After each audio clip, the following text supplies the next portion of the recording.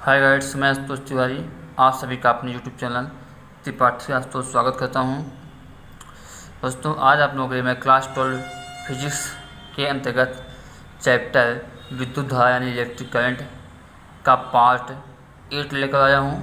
इसकी बाकी पार्ट हमने पहले अपलोड कर दिया है। अगर अभी तक आप लोगों ने नहीं देखा तो उसे प्लीज़ ज़रूर देख लें। आज मैं आप लोगों को इस टॉपिक विद्युत धारा चैप्टर के अंतर्गत टॉपिक किरचॉफ के नियम पार्ट 8 के अंतर्गत किरचॉफ का नियम लेकर आया हूँ। तो जैसा कि आप जानते हैं, कहीं किरचॉफ लिखा रहता है, कहीं किरगॉफ लिखा रहता है, किरगॉफ भी कहीं जगह लिखा रहता है। तो सब एक ही चीज़ है। तो किरचॉफ का दो नियम, जैसे आप जानते हैं, किरचॉफ ने दो नियम दिया है। पहला क्या है उनका प्रथम नियम है, एक है किरचॉफ का प्रथम नियम, एक है किरचॉफ का द्वितीय नियम, जिसे बोलते हैं किरचॉफ फर्स्ट ऑफ लॉ पहले को, दूसरे बोलते हैं किरचॉफ सेकेंड ऑफ लॉ। अब दोस्तों क्वेश्चन ये उठता है कि आवश्यकता यानी कि इसकी आवश्यकता क्या पड़ी, किरचॉफ के नियम की आवश्यकता क्यों पड़ी। जिसका आवश्यकता इसलिए पड़ी कि जैसा कि हम जानते हैं, इसका सिंपल सा आवश्यकता पड़ी है जटिल विद्युत परिवर्तनों को हल करना। यानी कि हम जानते हैं कि जब कोई हमारे प्रतिरोध होता है उनका हमें करना संयोजन करना हो, तो अगर छोटे मोटे हैं तो उनको हम श्रेणी क्रम या तो समांतर क्रम में संयोजित कर लेते हैं, जोड़ लेते हैं। लेकिन अगर हमको कुछ जटिल कुछ कठिन टाइप का अगर विद्युत परिपथ आ गया, उनको हल करना हो तो उनको श्रेणी क्रम या समांतर क्रम से हल करना संभव नहीं है। इसीलिए ऐसे जटिल प्रश्नों को हल करने के लिए किरचॉफ ने अपने दो नियम दिए, जिनमें से इनका प्रथम नियम ये पहला क्या है, किरचॉफ का प्रथम नियम। तो पहला नियम को दोस्तों ध्यान रखिएगा, ये किरचॉफ का प्रथम नियम है। इसी को अन्य नाम से भी जानते हैं। इसका नाम क्या है और अन्य नाम क्या है, इसी को संधि नियम भी कहते हैं। चाहे हम किरचॉफ का संधि नियम कहें, चाहे किरचॉफ का प्रथम नियम कहें। इसी को धारा नियम भी कहते हैं, चाहे किरचॉफ का धारा नियम कहें। इसी को किरचॉफ करंट लॉ भी कहते हैं। इसी को किरचॉफ करंट लॉ या शॉर्ट में केसीएल कहते हैं।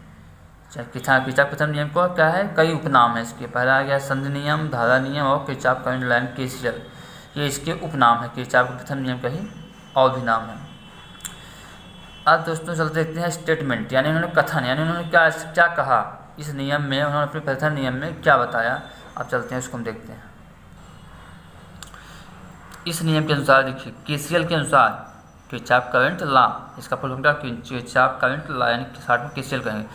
केसीएल के अनुसार किसी संधि या ज्वाइंट, संधि को यहाँ क्या बोलेंगे, ज्वाइंट बोलेंगे। ज्वाइंट पर मिलने वाली समस्त धाराओं का बीजगणितीय योग शून्य होता है। तो जैसा जानते हैं, बीजगणित में कहते हैं जोड़ते अथवा घटाते हैं। बीजगणितीय में ये होता है, बीजगणित में जोड़ते अथवा घटाते हैं। तो यहाँ का योग का यानी कि जोड़, यानी कि हम सभी धाराओं का अगर योग करें, इस नियम के अनुसार कोई संधि या ज्वाइंट है और उस पर जो धाराएँ मिल रही हैं उन सब का योग करेंगे हम, तो कितना क्या होगा, योग शून्य होगा। अर्थात इसी चीज़ को क्या कह सकते हैं, किसी संधि बिंदु पर, किसी के अनुसार किसी संधि बिंदु पर आने वाली संधि बिंदु जैसे कि मानते हैं हमारी क्या एक संधि बिंदु है, ये क्या है एक संधि बिंदु, इसका नाम क्या है, संधि कहें या संधि बिंदु कहें या किसी को इंग्लिश में ज्वाइंट कहें। तो किसी संधि बिंदु पर आने वाली धाराओं का योग, आने वाले जैसे I1 और I3, ये क्या धाराएँ आ रही है ना, ये इधर से आ रही है, इधर से आ रही है, तो इधर आ रही है। तो आने वाली धाराओं का योग उस संधि से जाने वाली धाराओं का योग, तो जाने वाली जैसे ये जा रहा है, ये जा रहा है, जाने वाली धाराओं का योग के बराबर होता है, जाने वाली धाराओं के योग के बराबर होता है। यानी इस नियम में सिंपल में किरचॉफ ने क्या बताया, केसीएल के अनुसार किसी संधि बिंदु पर आने वाली धाराओं का योग तथा जाने वाली धाराओं का योग आपस में बराबर होते हैं। यानी यहाँ पर आने वाली धाराएँ कौन है, I1 I3 है और जाने वाली कौन है, I2 I4। यानी I1 और I3 हम जोड़ लें और I2 I4 जोड़ लें तो आपस में यहाँ बराबर हों। अर्थात पहला क्या था, बीजगणितीय शून्य होता है, यानी कि सिग्मा I बराबर 0। इसी को हम क्या लिख सकते हैं, इसी को हम लिख सकते हैं सिग्मा I बराबर 0। अर्थात सिग्मा यानी कि सब क्या बीजगणितीय योग, यानी किरचॉफ के अनुसार क्या होता है, किसी संधि पर आने वाली धाराओं का योग हम करेंगे, मिलने वाली धाराओं का योग करेंगे। संधि यानी ज्वाइंट, ध्यान रखिएगा दोस्तों, जहाँ पर सभी धाराएं मिलती हैं जिस बिंदु पर, उसे क्या बोलते हैं, उसी बिंदु को संधि बोलते हैं। जिस बिंदु पर आने वाली और जाने वाली धाराएं आपस में मिलती हैं वह बिंदु क्या होता है, संधि कहलाता है, चाहे संधि बिंदु कहें। तो इस नियम के अनुसार क्या होता है, आने वाली धाराएं और जाने वाली धाराएं आपस में बराबर होती हैं। चाहे ये कहें कि इनका आने वाली धाराओं और जाने वाली धाराओं का योग, बीजगणितीय योग शून्य होता है, यानी सिग्मा बराबर 0। या इसको हम कहें आने वाली बराबर जाने वाली है। आने वाली कौन है, I1 + I3। I1 और I3 क्या है, ये इधर से आ रही है, इधर से आ रही है, तो I1 I3 आने वाली हैं और I2 I4 क्या है, जाने वाली हैं। तो I1 + I3 बराबर हो जाएगा I2 + I4, यानी आने वाली धारा बराबर जाने वाली धारा। अब दोस्तों इसमें चीज़ ध्यान रखिएगा आप लोग, ध्यान रखने वाली बात है, यह नियम विद्युत आवेश संरक्षण के नियम पर आधारित है। आपसे क्वेश्चन पूछ सकता है कि किरचॉफ का प्रथम नियम किस पर आधारित है, तो आप बताओगे किरचॉफ का प्रथम नियम विद्युत आवेश संरक्षण के नियम पर आधारित है। किरचॉफ का फैसला जो है क्या है, विद्युत आवेश संरक्षण के नियम पर आधारित है। अब दोस्तों चलते हैं इस पर एग्जाम्पल करते हैं, इसका सवाल देखते हैं इस नियम पर आधारित पे। जैसे पहला हमारा सवाल इसमें है, शाखाओं 1, 2, 3 में, शाखाओं 1, 2, 3 में बहने वाली धारा का मान चित्र में दर्शाए अनुसार हो तो शाखाएँ, यानी शाखा है 1, 2, 3 शाखा हो गई, में बहने वाली धारा का मान ये बहने वाली धाराएं हैं, उनका मान चित्र में दर्शाए अनुसार दिया है हो तो शाखा 4 में, शाखा 4 ये शाखा 4 हो गई, शाखा 4 में प्रवाहित धारा का मान ज्ञात कीजिए। तो जैसा कि हम जानते हैं शाखा 1 ये है, शाखा 2 ये, शाखा 3 ये, शाखा 4 है। तो हम जानते हैं किरचॉफ नियम क्या कहता है, किरचॉफ नियम यह कहता है, केसीएल नियम शॉर्ट में क्या बोलते हैं दोस्तों, केसीएल नियम बोलेंगे। केसीएल नियम क्या कहता है, केसीएल नियम यह कहता है कि आने वाली धाराएं और जाने वाली धाराएं आपस में क्या होंगी, बराबर होंगी। आने वाली धारा का योग और जाने वाली धारा का योग आपस में बराबर होगा। तो जैसे यहाँ से देखिए आप, यहाँ से अगर इसका नाम देते हैं, आप नाम देते हैं मान लीजिए I1, इसका नाम है I2 और इसका नाम देते हैं I3 और इसका नाम देते हैं I4 यहाँ वाले को। तो हम जानते हैं कि बताएं आपको आने वाली धाराओं का योग और जाने वाली धाराओं का बराबर होगा। तो आने वाली कौन है, देखिए ये धारा क्या है, ये इधर से आ रही है ना, ये इधर से इधर आ रही है, जो दोस्तों धारा की जो संधि तरफ इधर तरफ जिसका मुख होगा, जिसका इस तरफ मुख होगा वो आ रही है, और जिसका इसके तरफ पीछ हो, जैसे इसका इधर पीछ है इस तरफ, तो ये जा रही है, तो ये जिसका इधर मुख है यानी आ रही है, और ये वाली जिसका पीछ इधर वाली इधर जा रही है, तो ये जाने वाली है। तो आने वाली कौन है, यहाँ से कितना आ रहा है 2 एम्पियर, यहाँ से कितना आ रहा है 2 एम्पियर। अब ये क्वेश्चन करने 2 तरीका है, एक हम डायरेक्ट मेथड कर सकते हैं, एक हमारा विस्तार मेथड है। अगर हम डायरेक्ट मेथड करेंगे तो यहाँ देखते हैं 2 एम्पियर आ रहा है, 2 एम्पियर आ रहा है, तो 2 2 कितना हुआ 4, लेकिन कितना जा रहा है 6 जा रहा है।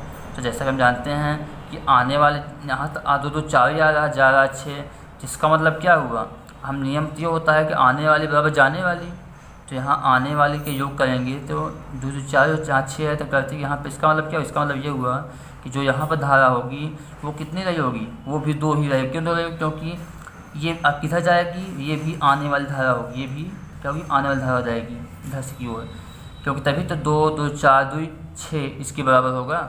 यहाँ पर 2 कम था ना, देखिए 2 2 4 हुआ, यहाँ 6 है, 2 कम है, तो ये 2 कहाँ से, यही 2 है, अब किधर ये आ रही है, जब यहाँ 2 हो जाएगा तो 2 2 4 2 6 एम्पियर अंदर जाएगी, तो बराबर हो जाएगा।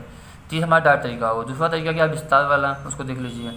हम जानते हैं आने वाली धारा बराबर जाने वाली, तो आने वाली कौन कौन है, ये आने वाली है I1, फिर प्लस चलेगा, और आने वाली कौन है I2 आने वाली है, और उसके बाद बराबर चलते हैं यहाँ पर जाने वाली कितना है, क्या है, ये जाने वाली है I3।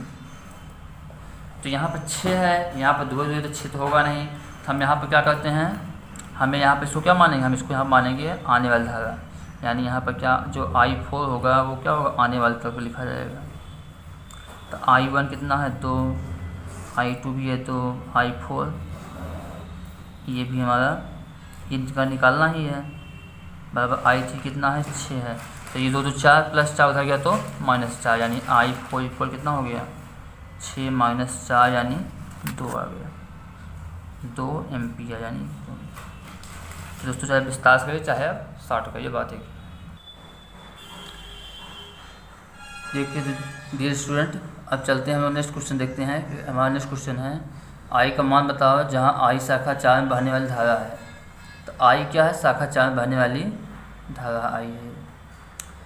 अब जैसा कि हम इसमें हमारा फिगर बना हुआ है, यहाँ पे क्या है ये हमारा शाखा 1 2 3 4 हो गया। इधर से क्या है 4 एम्पीयर धारा आ रही है, जबकि इधर क्या है 2 एम्पीयर धारा जा रही है। फिर इधर देखिए 6 एम्पीयर धारा इधर क्या है जा रही है। तो ये वाला पूछ रहा है इधर जाएगा कि आएगा क्या होगा पूछ रहा है। तो यहाँ पर 4 एम्पीयर धारा आ रही है। तो दोस्तों देखिए आप लोग 4 एम्पीयर इधर से आई तो इधर 2 निकल गई। जब 4 एम्पीयर इधर से आई और 2 इधर निकल गई तो इधर कितना जाएगी, कुछ इधर भी जाएगी ना। तो इधर 4 आई, 4 आ रही थी 2 निकल गई, तो इधर कितना जाएगी, इधर भी 2 जाएगी। क्योंकि बताया ना कि आने वाली धारा और जाने वाली धारा आपस में बराबर होती हैं। तो ये आने वाली है, दोनों जाने वाली हो जाएंगी, तो 2 2 4 हो जाएगा। इधर से 4 आया लेकिन यहाँ इधर 2 ही गया, 2 बचेगा ना, जो 2 बचेगा वो इधर चला गया। अब इधर देखिए दोस्तों यहाँ पर क्या है कि 2 एम्पीयर धारा ये इधर से यहाँ तक आई, ये यहाँ से चल के यहाँ तक 2 एम्पीयर धारा आई, यहाँ तक 2 एम्पीयर है। लेकिन दोस्तों देखिए यहाँ पर जा कितनी रही है, जा रही है कितनी जा रही है 6 एम्पीयर जा रही है। यहाँ से आई 2 एम्पीयर, यानी 2 एम्पीयर रही है, लेकिन जा कितना है 6 एम्पीयर। इसका मतलब क्या हुआ 2 है, यहाँ 6 जा रहा है। इसका मतलब यहाँ से धारा क्या है, यहाँ पे धारा भी आ रही थी, तभी तो ये दोनों मिल के इधर जाएंगे। यानी ये यहाँ पर 2 ही था, ये जा रहा है 6, यानी आने वाली धारा कितनी है 2 नहीं, कितना होना चाहिए, ये भी आने वाली भी 6 होनी चाहिए। तो 2 है हमारे पास, तो 2 है, देखिए 2 एम्पीयर आई और उधर 6 जा रहा है, यानी कितना कम है 4 कम है ना। इधर से क्या होगा 4 एम्पीयर धारा ये क्या है आएगी, इधर आ रही है। यानी ये 4 एम्पीयर धारा 2 एम्पीयर ये धारा दोनों आ रही हैं, यहाँ मिलेंगी, 4 2 6 एम्पीयर धारा हो जाएगी। तो यानी चौथा शाखा आई का मान कितना हो गया 4 एम्पीयर, यानी आई का मान कितना हुआ 4 एम्पीयर, ये का आंसर हो गया। अब दोस्तों नेक्स्ट क्वेश्चन देखते हैं अपना हम लोग, ये लास्ट क्वेश्चन है। आई का मान ज्ञात कीजिए। ये परिपथ बनाया गया है, इसमें आपको आई का मान निकालना है। ये आई यहाँ पर है। तो दोस्तों यहाँ पर देखते हैं हम यहाँ से स्टार्ट करते हैं। देखिए यहाँ पर धारा आ रही, कितनी आ रही है 5 एम्पीयर, धारा कितनी आ रही है 5 एम्पीयर। लेकिन इधर जा रही है ना, यहाँ आई फिर इधर जाई तो कितना जा रही है 8 एम्पीयर। आ रही है 5 एम्पीयर, आ रही है 5 एम्पीयर, लेकिन जा कितना है 8 एम्पीयर, यानी कितना कम है 3 एम्पीयर। तो 3 एम्पीयर धारा कौन होगी, ये वाली धारा इधर आ रही है, ये भी तो आ रही है ना इधर से, यानी ये कितना होगा 3 एम्पीयर। तो ये 5 एम्पीयर इधर से आए, इधर 3 एम्पीयर आया, तो 5 3 8 एम्पीयर जाएगा। अब दोस्तों देखिए इधर से 8 एम्पीयर धारा जा रही है, मतलब यहाँ पे इस संधि पर, इस जॉइंट पर 8 एम्पीयर धारा क्या है इधर आ रही है, यहाँ पर आ रही है। इधर कितना आ रही है 15 एम्पीयर आ रही है। दोस्तों ये हमारे इधर से क्या है, इधर से 8 एम्पीयर धारा आ रही है, यहाँ पे ये अब ये वाला जॉइंट हो गया। इधर से 8 आ रही है, इधर से 15 आ रही है, तो कितना इधर जाएगी, तो दोनों जोड़ देंगे 15 8 23 एम्पीयर अंदर जाएगा। अब देखिए इधर से आ रहा है 23 एम्पीयर, इस जॉइंट पर आ रहा है 23 एम्पीयर, और 3 एम्पीयर उधर से भी आ रहा है। 23 एम्पीयर इधर से आ रहा है, 3 एम्पीयर इधर से भी आ रहा है, यानी 23 3 यहाँ कितना आएगा, यहाँ पर जो आएगा वो 26 एम्पीयर आएगा। अब देखिए दोस्तों यहाँ पर क्या है कि 26 एम्पीयर जो आ रहा है इधर से, यहाँ पर इस जॉइंट पर आ रही है, कितना है 26 एम्पीयर। इसमें से 3 एम्पीयर धारा चली गई, 26 एम्पीयर में 3 एम्पीयर चली गई, तो बचा कितना 23 एम्पीयर। यानी इधर कितना आएगी, इधर जो जाने वाली हो जाएगी, जाने वाली कितनी है 23 एम्पीयर। तो ये हमारा आंसर हो गया। मेरे ख्याल दोस्तों आपको समझ में आ गया होगा। अगर ये दोस्तों आपको वीडियो समझ में आया तो प्लीज़ मेरे चैनल को लाइक करें और सब्सक्राइब करें तथा अपने दोस्तों को अधिक से शेयर करें, जिससे मुझे मोटिवेशन मिले। Thank you watching, nice day. इस चैप्टर का बाकी पार्ट हम नेक्स्ट भाग में देखेंगे गाइड्स दोस्तों। Thank you watching.